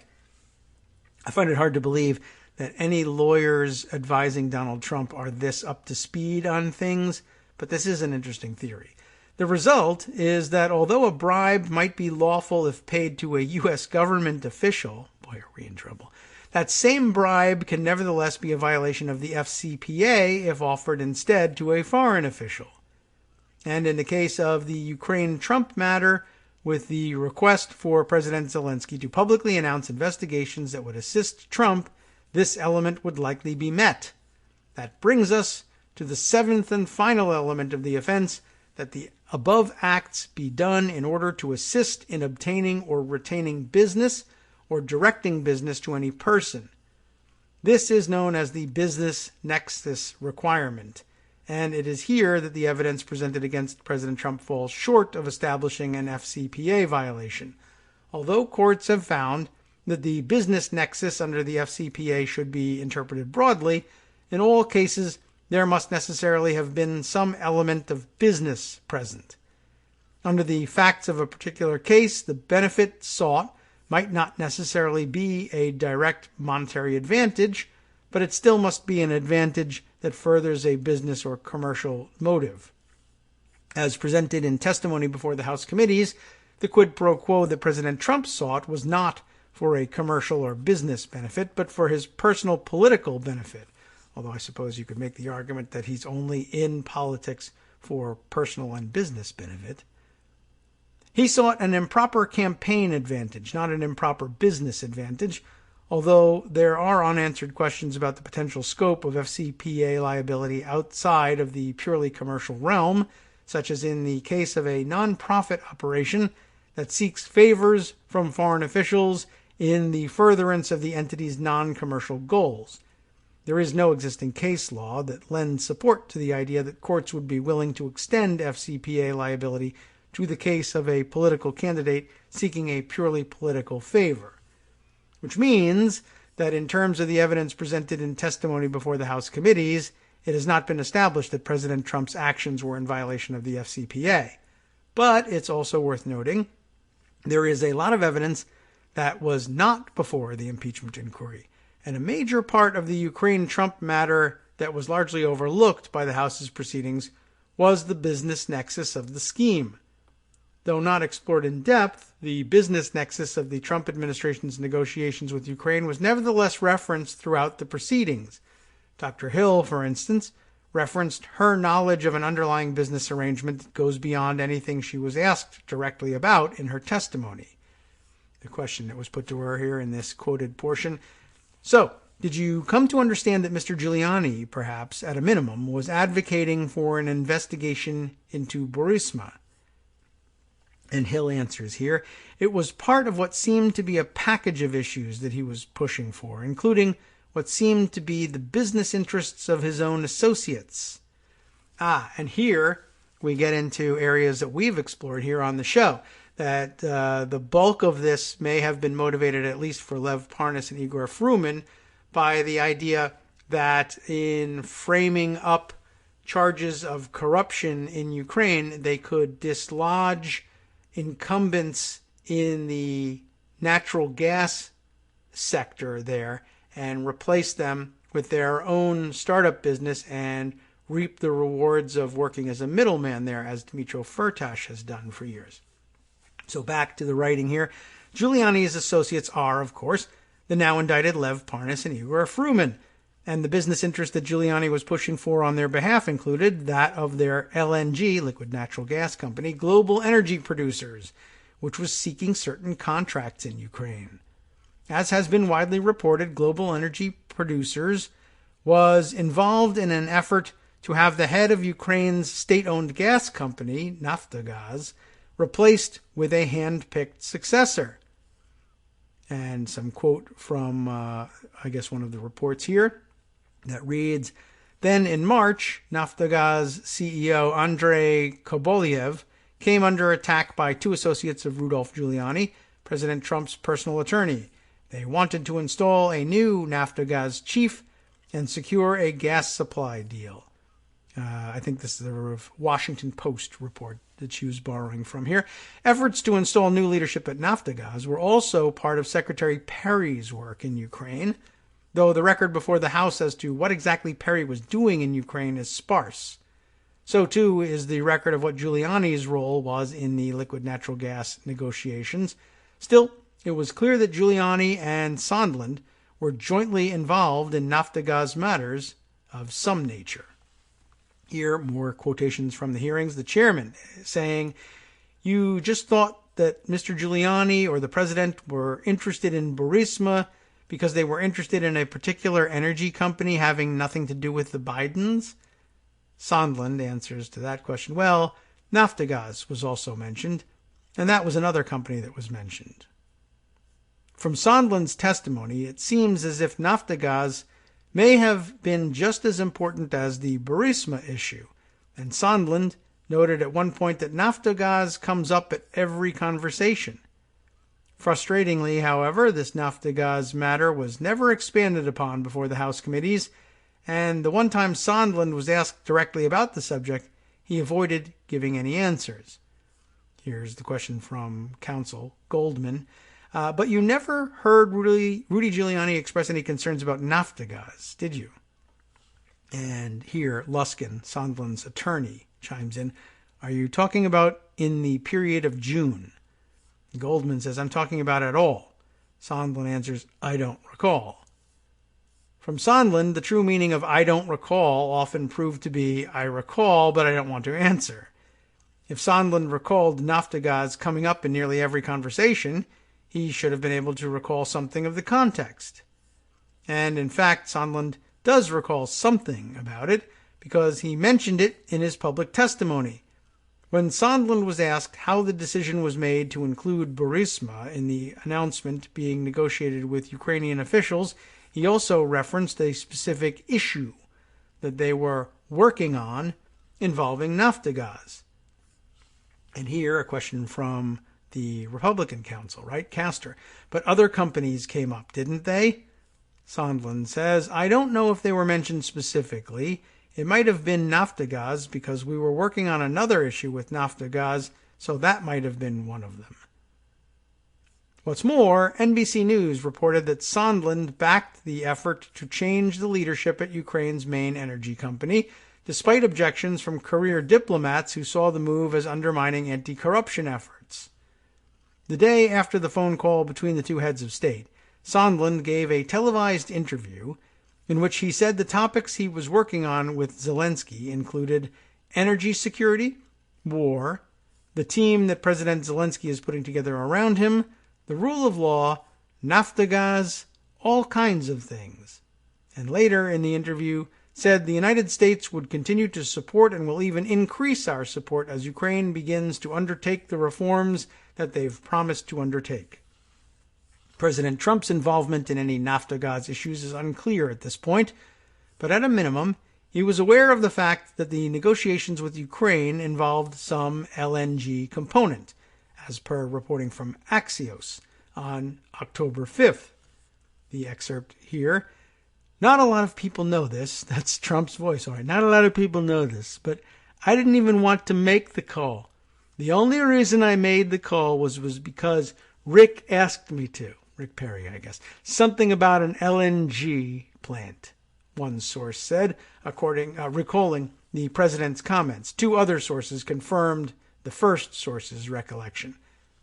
In fact, the summary of the July 25th call, President Zelensky makes what may be an oblique reference to unspecified energy contracts and seems to link to these energy contracts with the prospect of a future meeting with President Trump. I guess it links the two of those together. Okay. As to the economy, and I guess this is again from the summary of the call, as to the economy, there is much potential for our two countries, and one of the issues that is very important for Ukraine is energy independence. I believe we can be very successful and cooperating on energy independence with the United States. We are already working on cooperation. We are buying American oil, but I am very hopeful for a future meeting. We will have more time and more opportunities to discuss these opportunities and get to know each other better. The Associated Press reported that in March of 2019, Fruman, Parnas, and a third individual, Harry Sargent III, had approached a senior executive of Naftagaz, Andrew Favorov, with a plan that would have him replace Andrei Kobolyev as Naftogaz's new CEO. Sargent told Favorov that he regularly meets with Trump at Mar-a-Lago and that the gas sales plan had the president's full support, the AP reported. Giuliani's activities in Ukraine raise a host of concerns, with potential violations of a broad range of federal statutes, but his LNG work in Ukraine may currently be subject to an investigation by the Southern District of New York for FCPA violations. Yes, the same federal circuit in which the Eng Lap Seng case was recently decided. As the Wall Street Journal reported last month, federal prosecutors in New York are investigating whether Rudy Giuliani stood to profit personally from a Ukrainian natural gas business pushed by two associates who also aided his efforts there to launch investigations that could benefit President Trump. Mr. Giuliani's associates, Parnas and Fruman, pitched their new company and plans for a Poland to Ukraine pipeline carrying U.S. natural gas. In meetings with Ukrainian officials and energy executives this year, saying the project had the support of the Trump administration, according to people briefed on the meetings. In many of the same meetings, the two men also pushed for assistance on investigations into Democratic presidential candidate Joe Biden and alleged interference by Ukraine in the 2016 U.S. election, some of the people said. In conversations that continued into the summer, Parnas and Fruman told Ukrainian officials and others that Giuliani was a partner in the pipeline venture, which was a project of their company, Global Energy Producers. In a potential FCPA case, the business nexus requirement would be satisfied by Giuliani's efforts to promote LNG-related business interests. And though many of the facts surrounding Giuliani's work with Global Energy Producers have yet to be developed in the factual record before the House, there has been substantial public reporting to date that points to a clear overlap between Giuliani's work on behalf of President Trump and his work to advance an LNG business in Ukraine. If President Trump, acting through agents such as Secretary Perry or Ambassador Sondland or his personal attorney, Giuliani, extended offers to Ukrainian officials that included a request for the performance of acts that would benefit Giuliani or his clients in their pursuit of LNG contracts, then all of the elements of an FCPA violation would likely be met. As noted in Eng Lap Seng, that President Trump himself received no direct financial benefit from this arrangement is irrelevant, because the FCPA prohibits commercial bribery without regard to whether the briber himself profits directly from the business obtained. Questions of FCPA liability under the circumstances presented here should be approached cautiously, as the FCPA's reach almost certainly does not extend to any efforts by the U.S. President to use his office to corruptly induce foreign states to provide purely political, non-commercial benefits. But there is nothing in the FCPA's text, and certainly not in its history, with its origins in the investigations into corporations who used donations to President Nixon's re-election fund to secure the federal government's assistance in their foreign business enterprises, that would provide a blanket immunity to a U.S. president using the powers of his office to induce a foreign official to corruptly benefit a business interest that the U.S. president favors.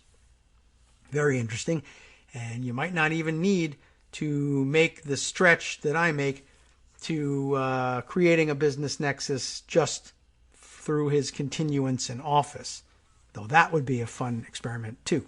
The next entry is on the Hatch Act and written by Gary Stein. It begins this way. On November 4th, House Intelligence Committee Chairman Adam Schiff, speaking to reporters, put his finger on a central, if overlooked, constitutional and legal value threatened by the president's conduct towards Ukraine. Summarizing the deposition testimony of former State Department official Michael McKinley, Schiff noted McKinley's alarm at learning that the President of the United States had used the apparatus of the State Department to seek political information for a political purpose. He actually says it twice.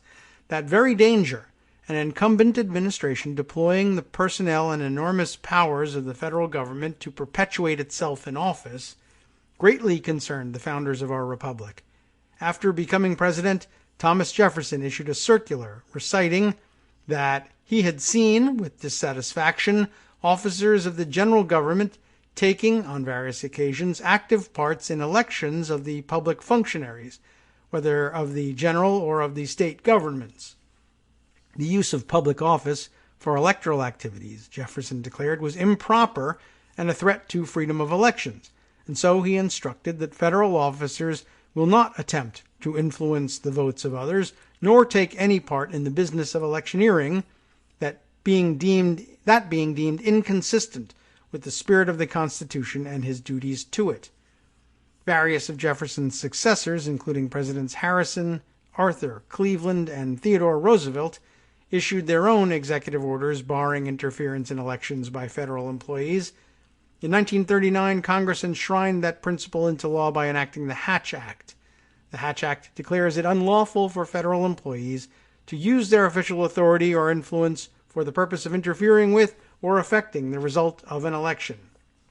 That from Title V, U.S. Code, Section 7323A1, just in case you're looking for the specifics on that.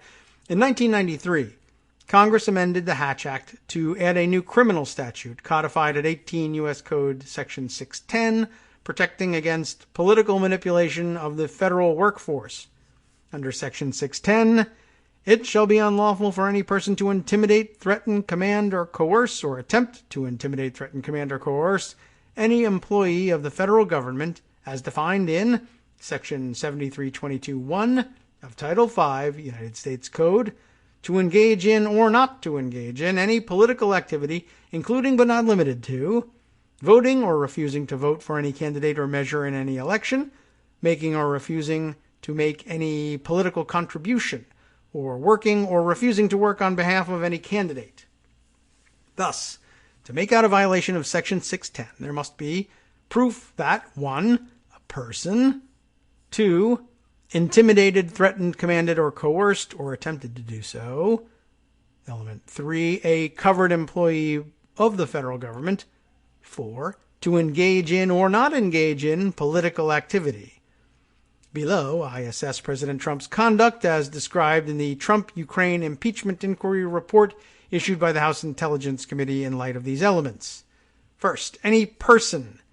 It is common for criminal statutes to apply to any person, but that fact is notable in this particular context. The president, as well as the vice president, are exempt from the Hatch Act's well-known civil restrictions on engaging in political activity, but the president is not exempt from the criminal prohibitions of Section 610. That's new for me. Number 2, intimidate, threaten, command, or coerce. There was ample evidence at the Intelligence Committee hearings that the president commanded federal employees to press Ukraine to announce investigations damaging to his political rivals.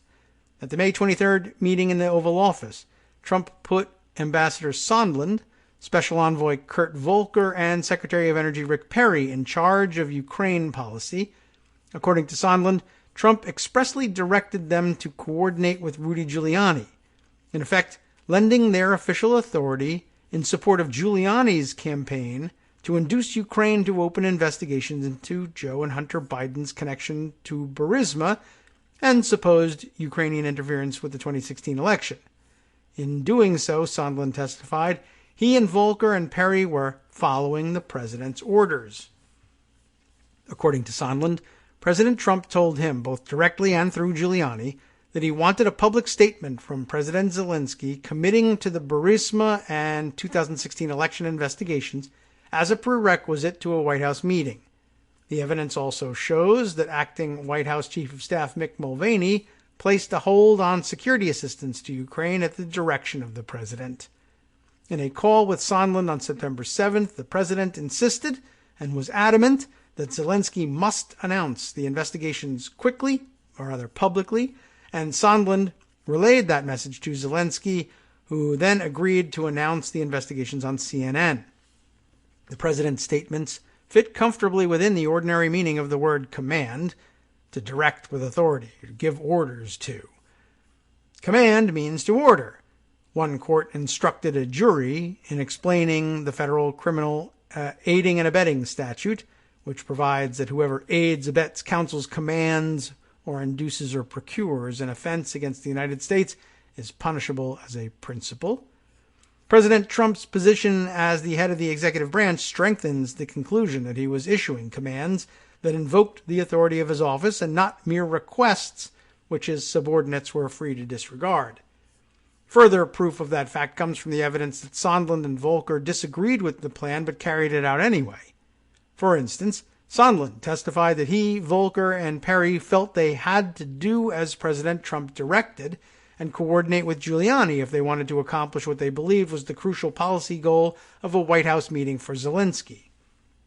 When, on July 20th, Ambassador William Taylor texted Sondland that Ukraine should not be used as an instrument in Washington domestic re-election politics, Sondland's reply indicated that he agreed.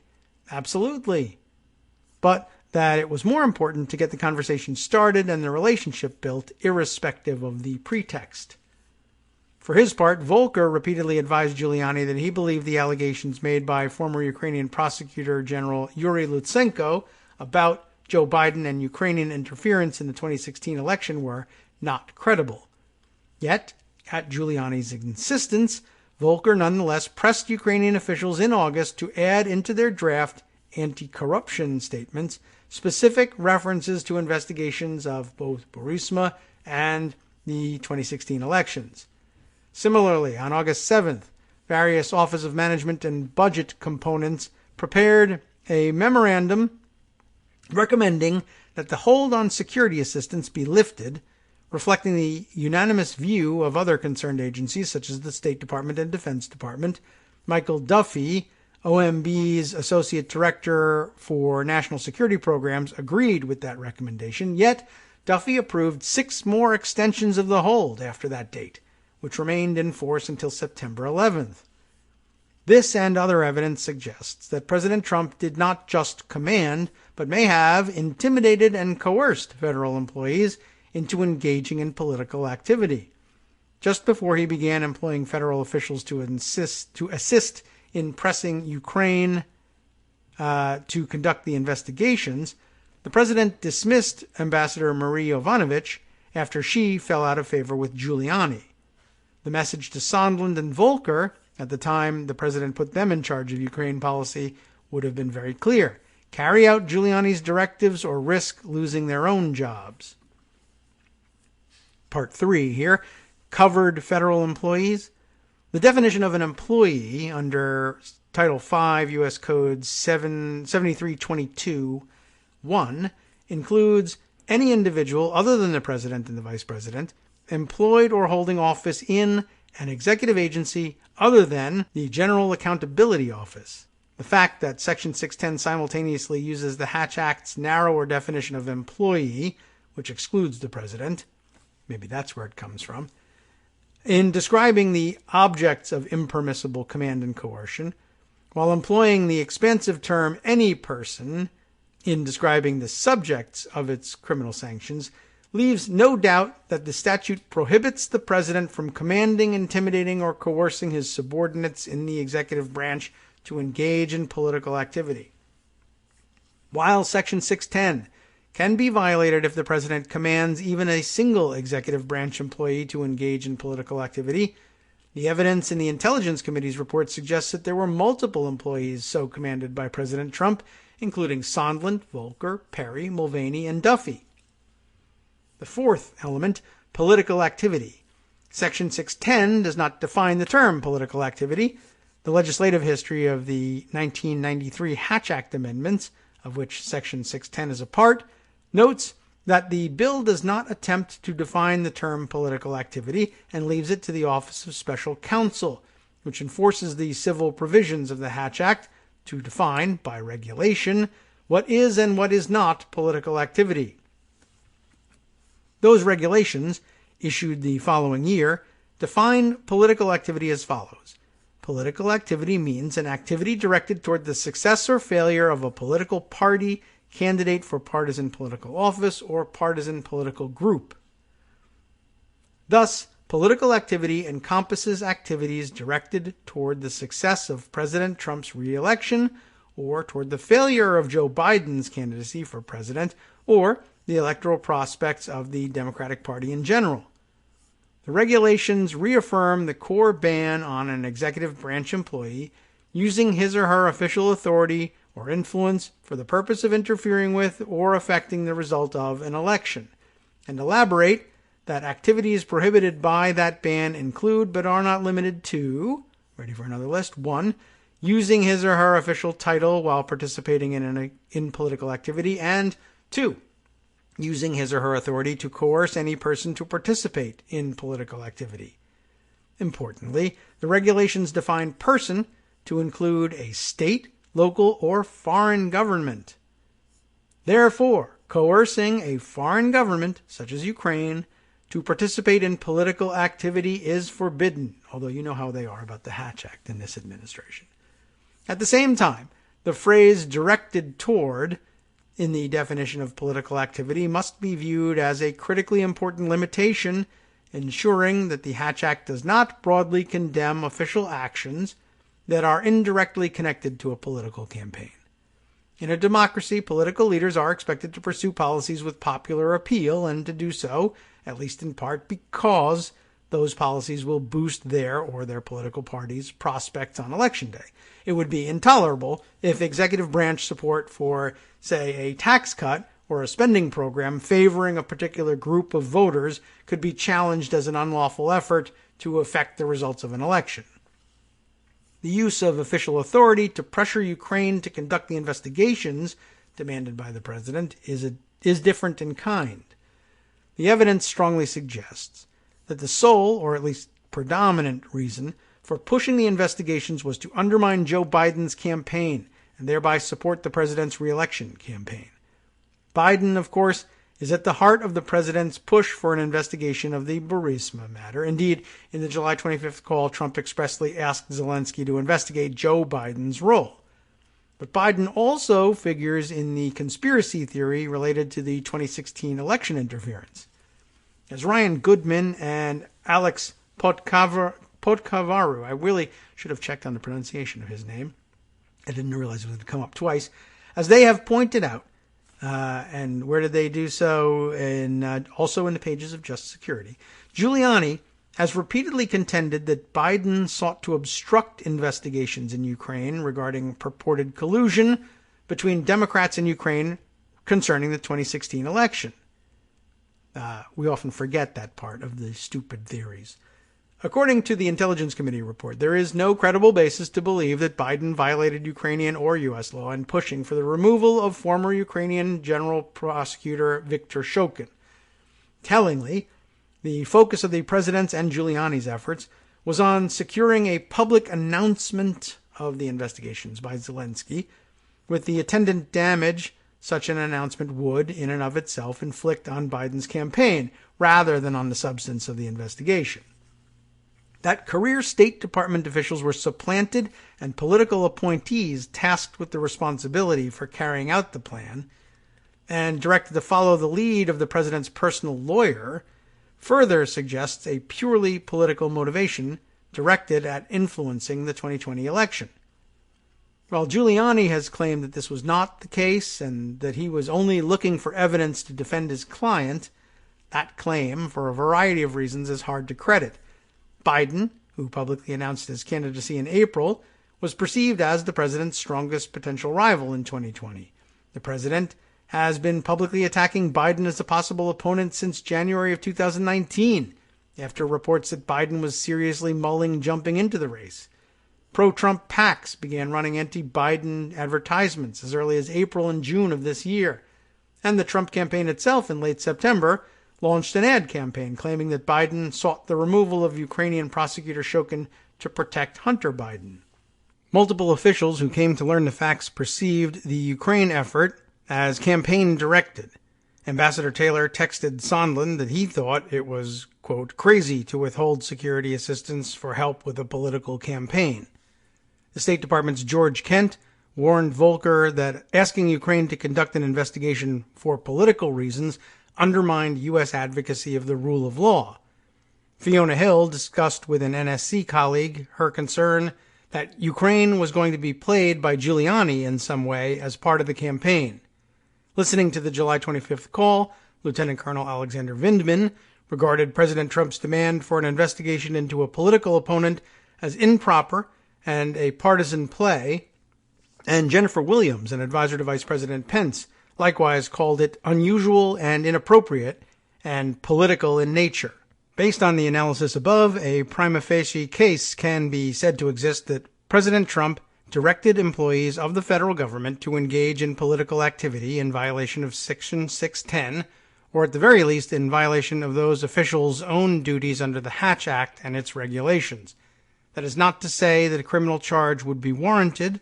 Prosecutions under 18 U.S. Code Section 610 are rare at best. There are no reported decisions under the statute, and any responsible prosecutor would want to know more than what is currently on the public record, including any evidence offered on the president's behalf, particularly as it relates to his state of mind. Nor is it to say that the president should be impeached, which is a political judgment that does not turn on whether this or any other criminal statute has been violated, but it is to say that the president's conduct, as reported, is inconsistent both with basic democratic values and with the law, the same laws he is charged under the Constitution with faithfully executing. Well, we're actually coming to the end of our 2 hours, and believe it or not, we haven't actually made it all the way through this incredibly long compendium of articles. There are two further sections, which I guess we will share, or I'll share with you either tomorrow or perhaps later in the week. One on contempt of Congress by Michael Stern, which is an interesting one. The approach he seems to be taking, he admits up front, Trump himself has not been subpoenaed by Congress, so it's difficult to imagine charging him in the classic sense with contempt of Congress. He hasn't refused any subpoenas, but of course he has directed others to refuse those subpoenas, and so I think that is where he draws the conclusion that in substance he really has been charged with contempt of Congress in this obstruction of Congress. Maybe it's just a semantic difference to indicate that they recognize that he himself hasn't been the subject of any of these subpoenas. And then there is an 8th section, which also looks very interesting and tracks with a lot of things that we have discussed already, on the Impoundment Act, which they point out is a non-criminal law. Sam Berger wrote this section, and essentially it gets around to the same points we've been hammering on lately, that the withholding of the Ukraine aid, especially without reason and without notice to Congress, is a violation of the Impoundment Act. The hold was illegal. The White House was informed that the hold was an illegal impoundment, and it just didn't make any damn difference to them. And let's go through some of these things perhaps at one point later in the week. We got to wrap things up and hand things over to Justice Putnam for the West Coast Cookbook and Speakeasy. And, of course, I am without my usual preview, but I can virtually assure you that he'll be covering things that we didn't cover here today. Thanks, though, for hanging in there with us on this very interesting one article or one link and one link only episode of the Kagro in the Morning Show. This one's really going to drive Scott up the wall. Thanks for listening. From Daily Kos Radio on netrootsradio.com. You have been listening to the Kagro in the Morning Show with David Waldman. Hey, it just occurred to me that maybe Scott gets a break on this one. This is such a long compendium of articles that they actually put the table of contents up at the beginning, and they all have hyperlinks. So we can fake it up into 7 or 8 different links after all. Just a little internal housekeeping so you know what goes on behind the scenes. We're working hard for you. We'll see you tomorrow.